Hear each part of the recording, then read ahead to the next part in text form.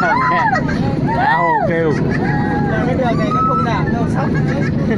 Đường mới làm, chưa rải nhựa.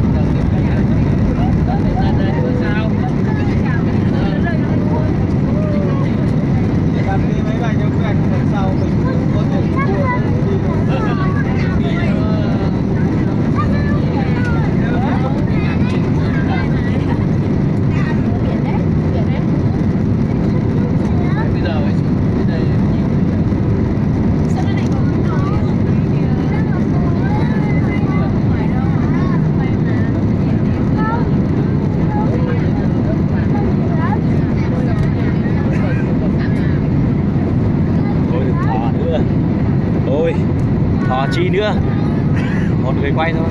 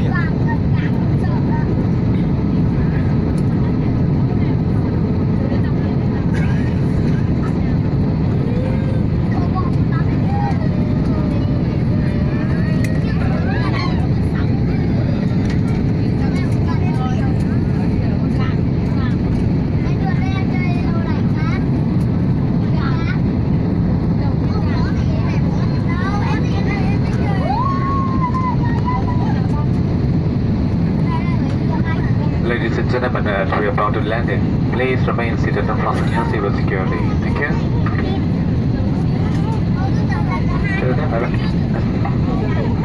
Cho phép máy bay của chúng ta sang cánh trong vòng vài phút tới đây. Khách vui lòng ổn định chỗ ngồi và cài chặt dây an toàn trong thời gian hạ cánh. Xin cảm ơn sự hợp tác quý khách.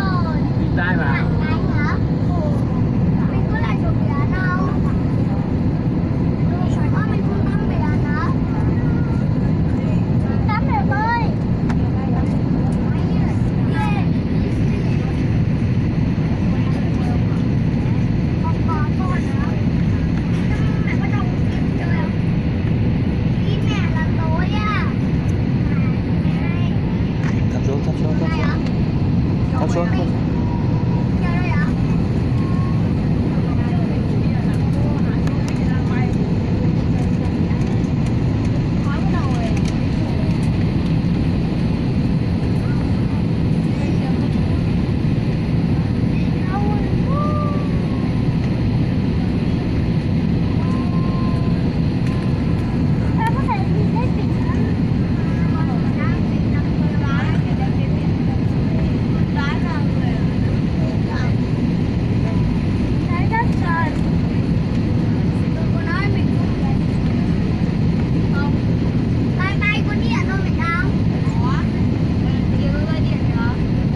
Đâu nhỉ?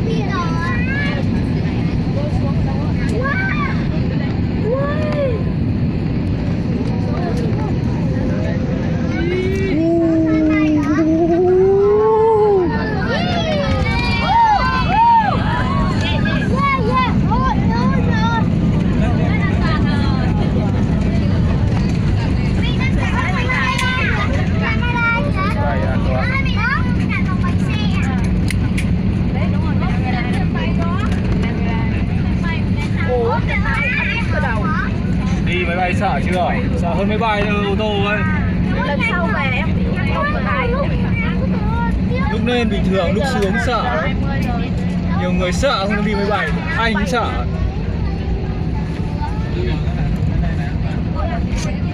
Bao giờ nó chạm đất thì mới hết. Chưa chạm đất chưa hết.